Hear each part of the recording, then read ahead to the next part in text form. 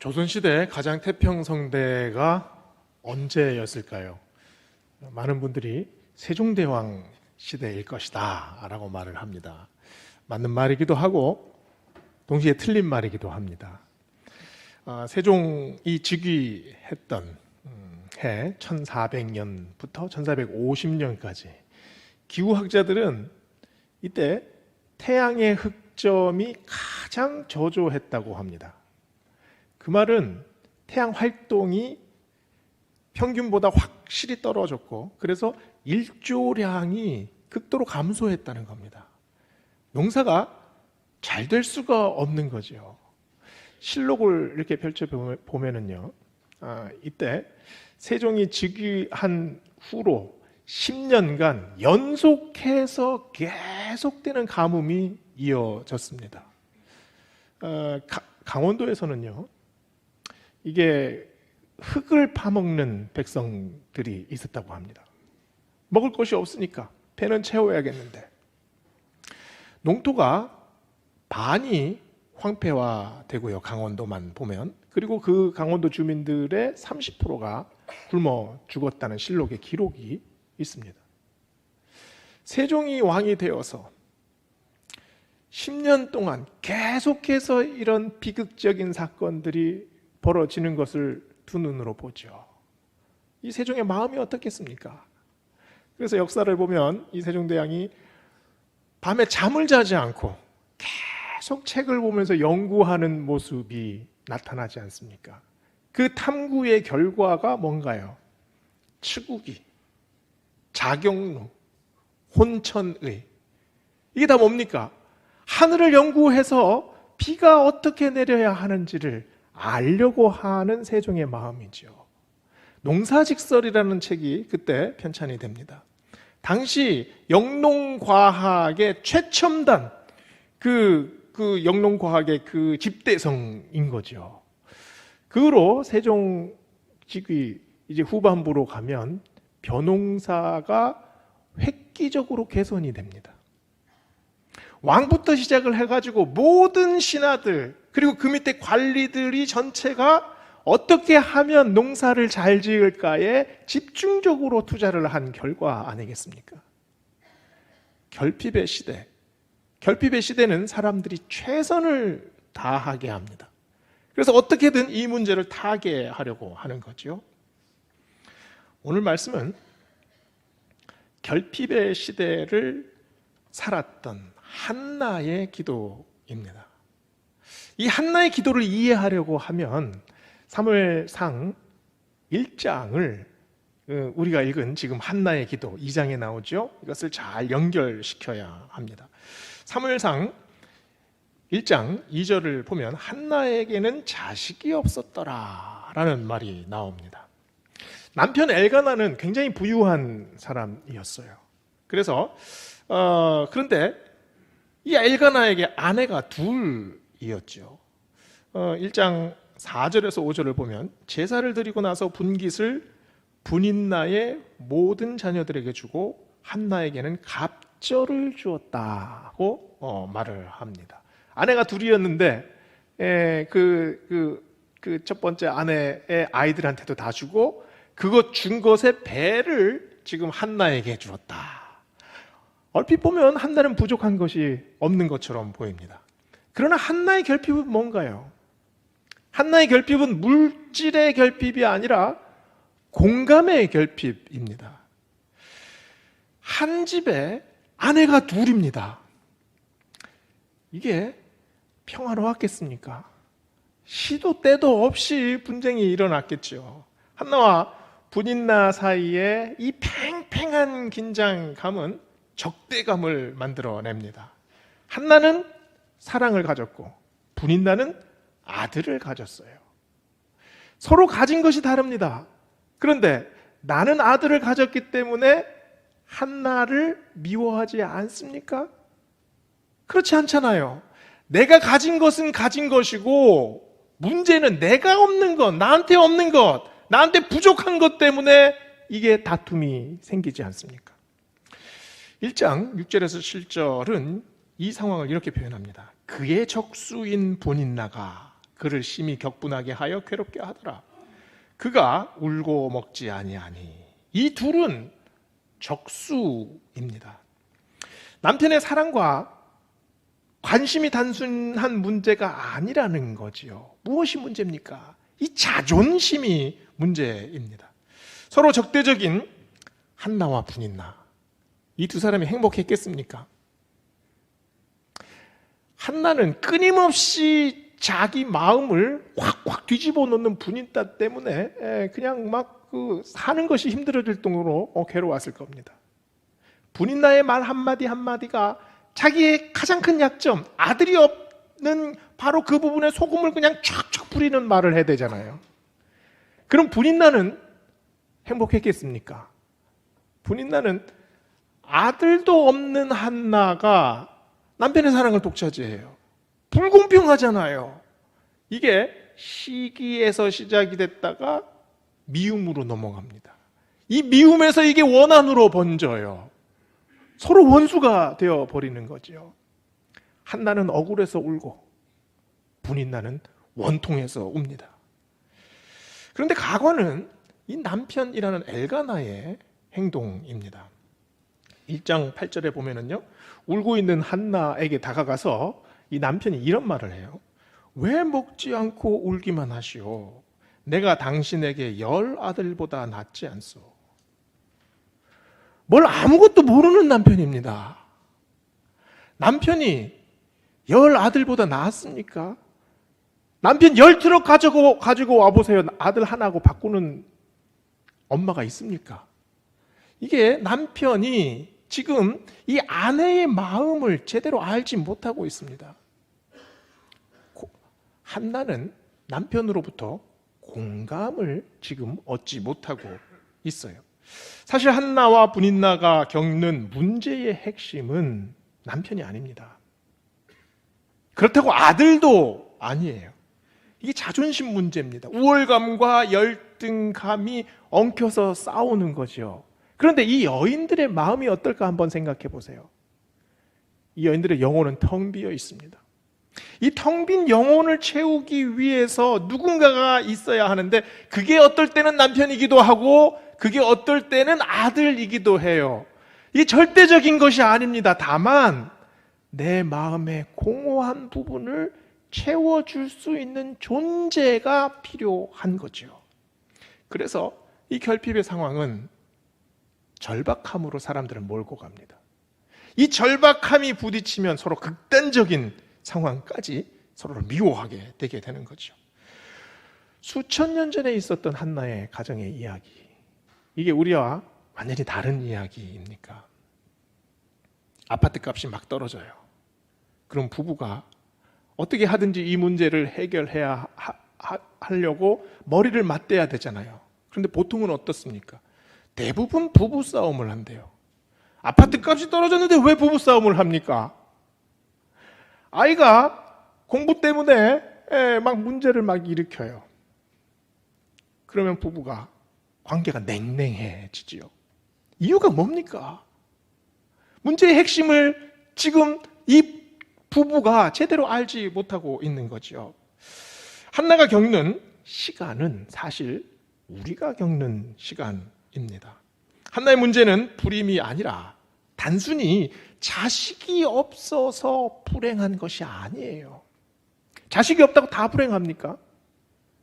그런데 자식이 없다고 일반적으로 생각하는 불행감 속으로 지금 한나가 자기를 집어넣고 있는 거죠. 다른 사람들이 생각하는 불행, 다른 사람들이 생각하는 고통, 그 안에 내가 있다고 생각을 해버리는 겁니다. 이 시대에 한나들이 얼마나 많이 있습니까? 우리는 대부분 다른 사람들이 생각하는 그 박스 안에 나를 자꾸 집어넣습니다. 그래서 내가 괴로워요. 그래서 내가 힘들지요. 사실 아들이 없다는 것을 그렇게 큰 불행으로 여기지 않을 수도 있지 않습니까? 분인나와 비교당하는 한나, 고통스럽지요. 한나와 비교당하는 분인나 역시 고통스럽습니다. 딱 하나 없는 것 때문에 내가 무시당한다고 생각하거든요. 그거 하나 때문에 내가 슬프고 그거 하나 때문에, 그거 없는 그거 하나 때문에 내가 불행하다고 생각해요. 한나의 문제는 분인나의 문제였고 분인나의 문제는 또한 우리의 문제입니다. 한나는 우울합니다. 그래서 하루 종일 먹지도 않고 그리고 눈물만 계속 흘려요. 마음에 먹구름이 잔뜩 끼어 있는 거죠. 1장 첫 번째 기도가 나오죠. 1장 9절에 나오는데요. 한나가 마음이 괴로워서 여호와께 기도하고 통곡했다고 말합니다. 하나님 앞에서 통곡했어요. 이 통곡한다는 것이 뭡니까? 통곡은 마음을 쏟아붓는 겁니다. 하나님 앞에서 지금 한나는 눈물 콧물 다 쏟았습니다. 한나가 자기 문제 때문에 분인나에게 삿대질하면서 소리치지 않았습니다. 남편 엘가나한테 가가지고 당신 때문에 내 인생이 이 모양 이 꼴이야 소리치지 않았습니다. 대신에 하나님 앞에 가서 자신의 모든 것을 쏟아냈어요. 그 마음에 아픔이 있습니다. 그리고 분노가 있습니다. 억울함도 있고 원통함도 있어요. 그런데 이 앞에 나가서 통곡을 한다는 것은 지금 내 삶을 옥죄고 있는 이런 여러 가지 마음의 정황들을 밀어내고 지금 하나님 앞으로 내가 정면으로 나서는 겁니다. 나의 모든 영혼의 에너지를 하나님 앞으로 쏟아내는 거지요. 여기에 전심이 있습니다. 간절함이 있지요. 이 전심과 간절함이 하나님과 우리를 연결시킵니다. 그래서 우리 마음의 갈등, 우리 마음의 여러 가지 복잡한 그런 마음의 정황들을 제쳐내고 영과 진리로 하나님을 만나게 되는 것, 그것이 바로 간절함입니다. 그것이 바로 내 영혼과 하나님의 마음이 만나는 지점이에요. 한나는 하나님과 이렇게 만났습니다. 여기서 하나님의 응답을 듣습니다. 아들을 낳아요. 그 이름을 사무엘이라고 이름을 짓지요. 학자들은 사무엘의 이름이 샤마, 듣다, 그리고 엘, 하나님, 이 듣다와 하나님, 이 합쳐진 이름이라고 이야기를 합니다. 하나님이 들으셨어요. 하나님이 한나의 아픔과 고통과 눈물을 들으셨어요. 그래서 샤마엘, 하나님이 들으셨다라는 이름을 짓습니다. 그리고 그 아들을 어떻게 합니까? 나실인으로 하나님께 드린다 약속을 합니다. 1장 24절을 보세요. 저는 이 장면을 읽으면 이게 마음이 막 뭉클합니다. 젖을 뗀 후에 그를 데리고 올라갈새 수소 3마리와 밀가루 1에바와 포도주 1가죽 부대를 가지고 실로 여호와의 집에 나아갔는데 아이가 어리더라. 아이가 어렸어요. 이제 막 젖된 아이, 그 아이를 강보에 싸가지고 하나님의 집이 있는 실로까지 데리고 갑니다. 이 아이를 보면서 엄마 한나가 도대체 무슨 마음이 들었겠습니까? 이 젖먹이 아이와 어떻게 떨어집니까? 이 아이의 얼굴을 보면서 이 아이의 얼굴을 잊지 않으려고 얼마나 노력을 했겠습니까? 통곡하며 하나님께 간절히 매달려서 얻은 아이입니다. 그런데 이 아이를 다시 하나님께 돌려드리면 아이가 없을 때랑 무슨 차이가 있습니까? 아이는 엄마를 잃고 엄마는 아이를 잃습니다. 너무나 슬픈 장면이에요. 한나는 사무엘을 보면서 내 아들 한 번만 더 안아보자.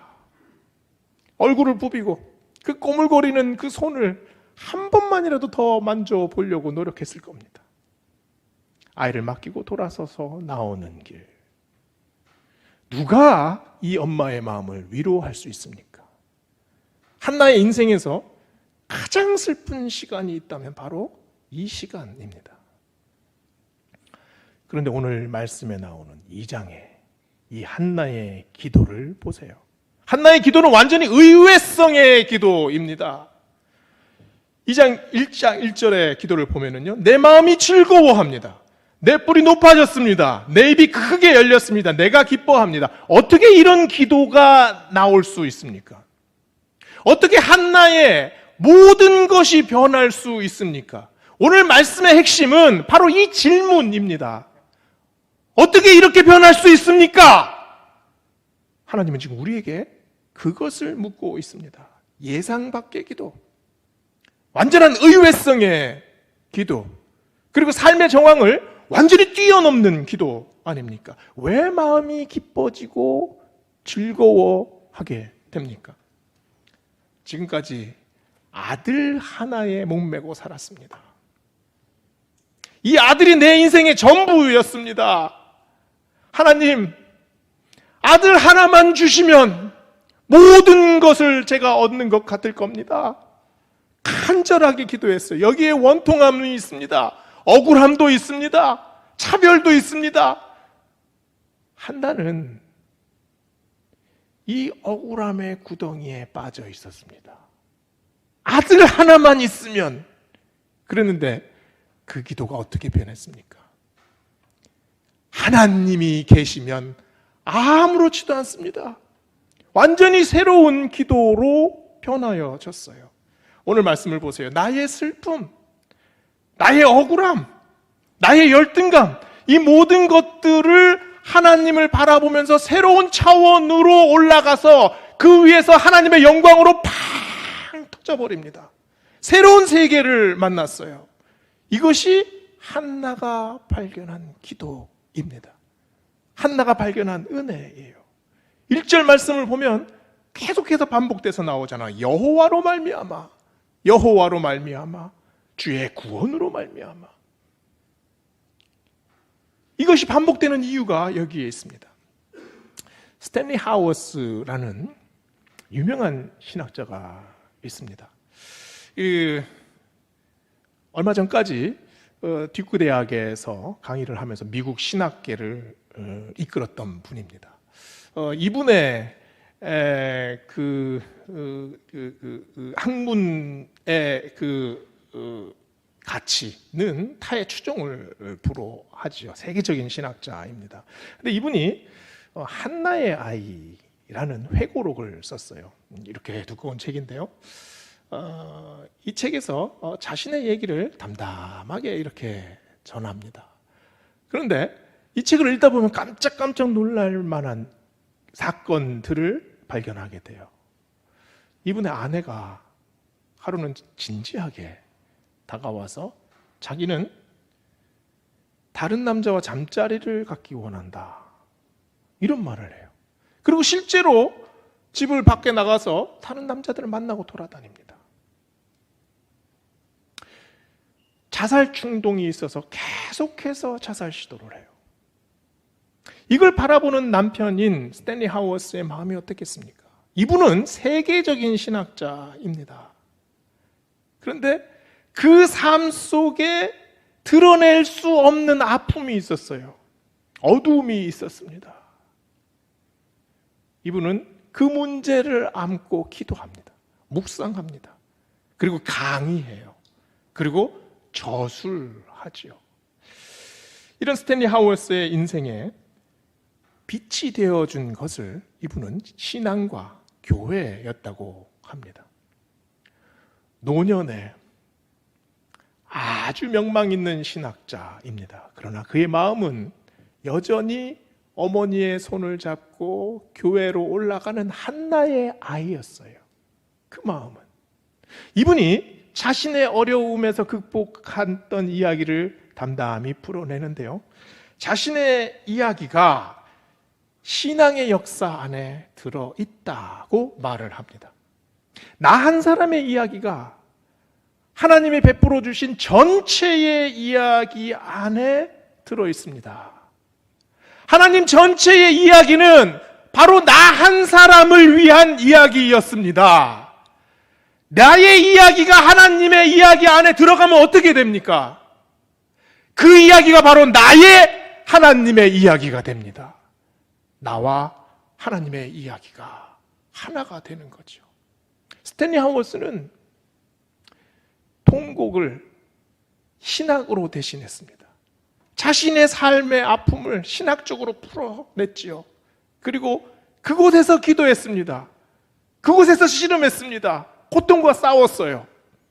그래서 나의 이야기가 이 어마어마한 하나님의 이야기를 만날 때 하나님의 그 어마어마한 막대한 이야기가 내 인생 삶 속으로 들어옵니다.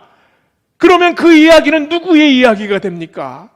나의 이야기이기도 하고 하나님의 이야기이기도 해요. 그래서 여기에 믿음의 기초가 생겨난다고 스탠리 하워스는 말을 합니다. 한나는 사무엘을 성전에 맡겼습니다. 이 아이가 성장해서 고통을 겪을 수도 있죠.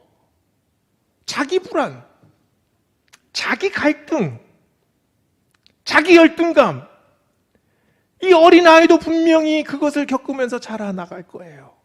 그러나 한나는 어떤 기도를 합니까? 하나님, 결국에는 이 아이의 인생을 하나님의 이야기로 만들어 주시옵소서. 하나님, 이 아들의 마음에 하나님의 마음을 주시옵소서.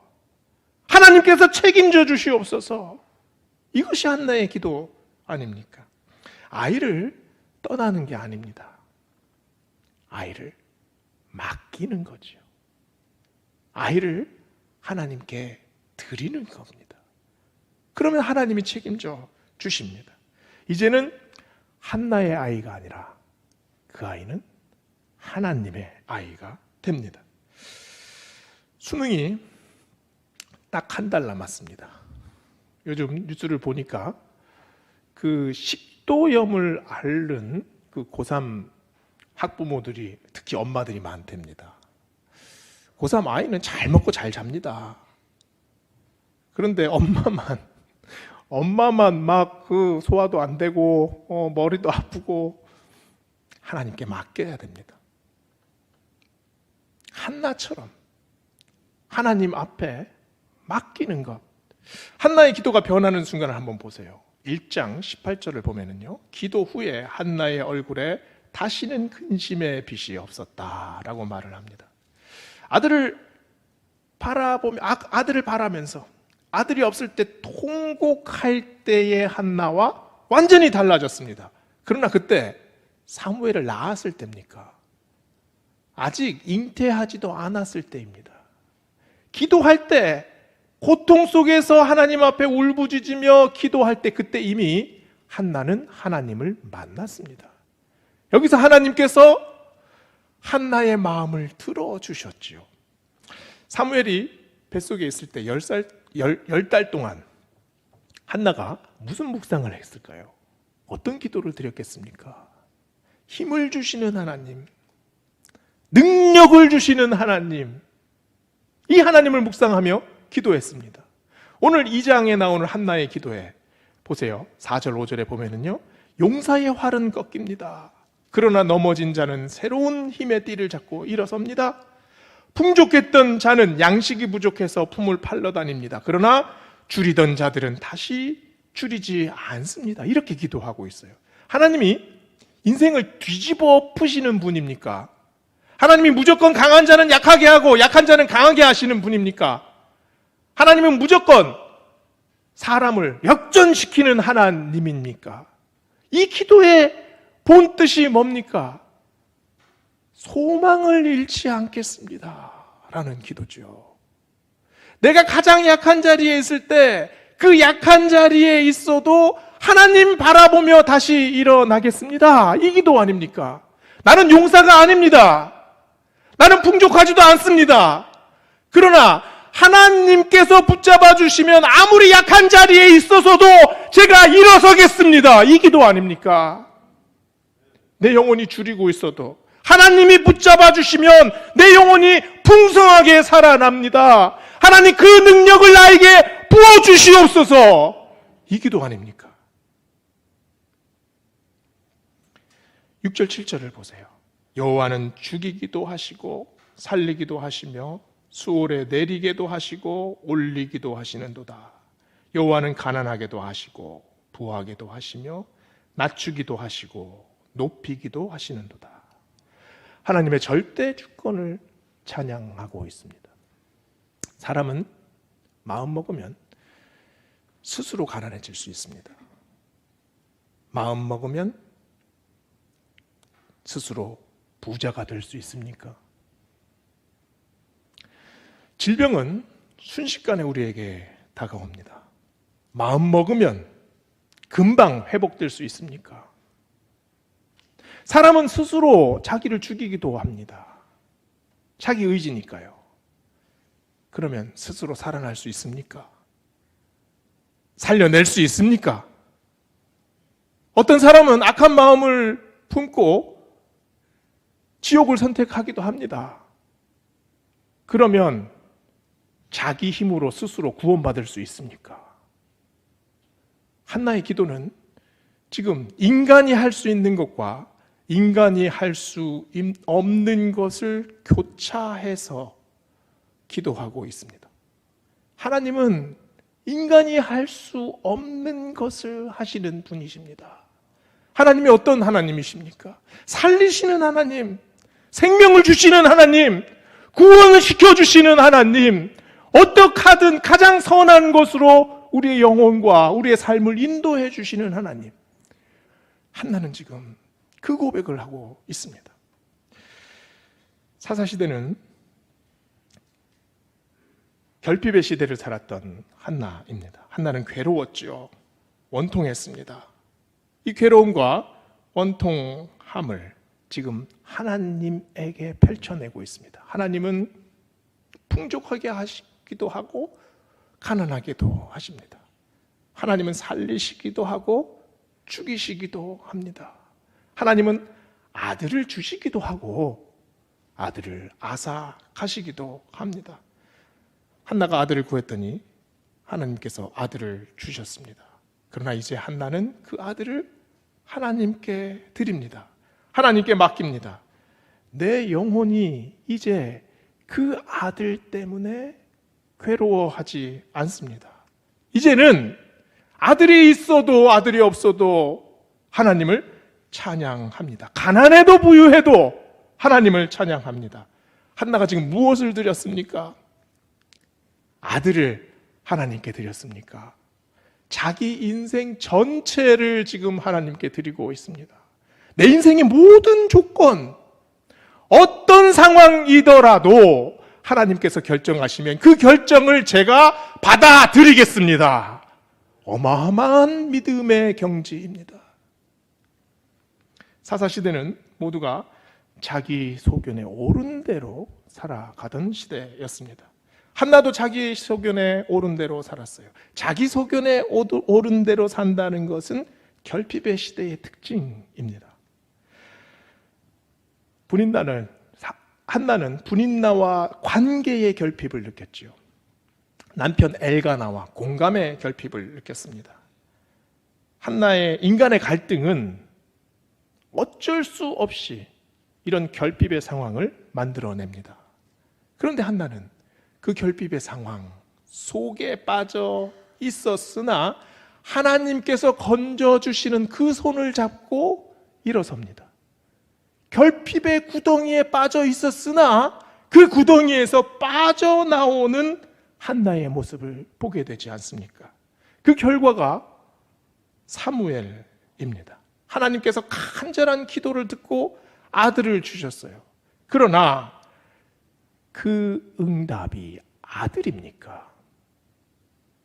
자유함입니다. 영적 자유함, 영적 해방감.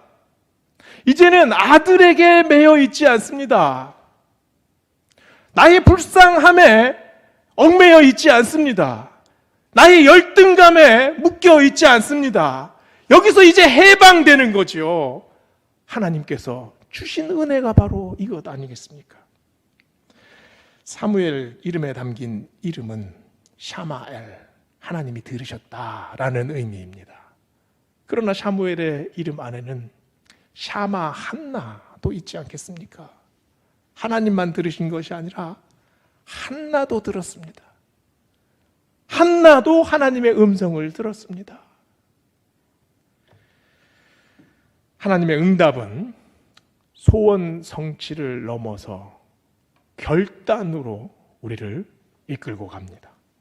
한나는 자기 생명보다 귀한 아들을 하나님께 맡겼습니다.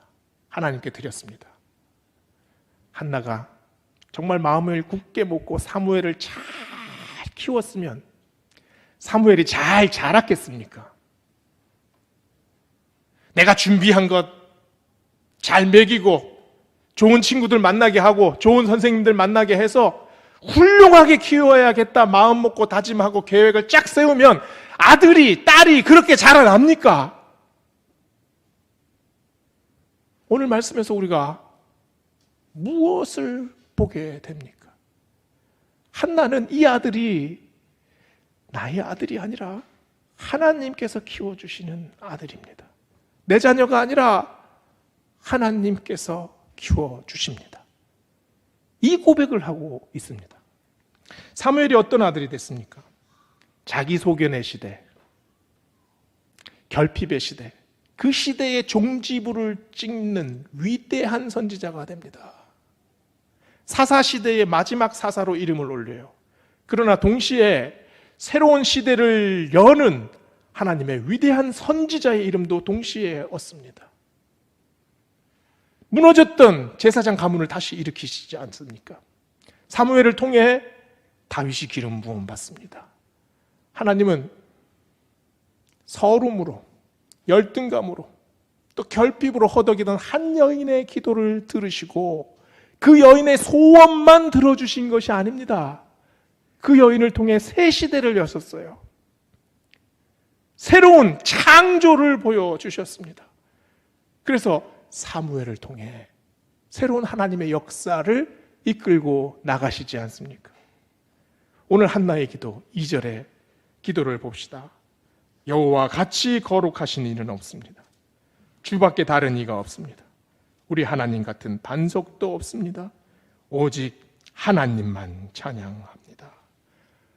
오늘 이 찬양이 우리 모두의 찬양이 되기 원합니다.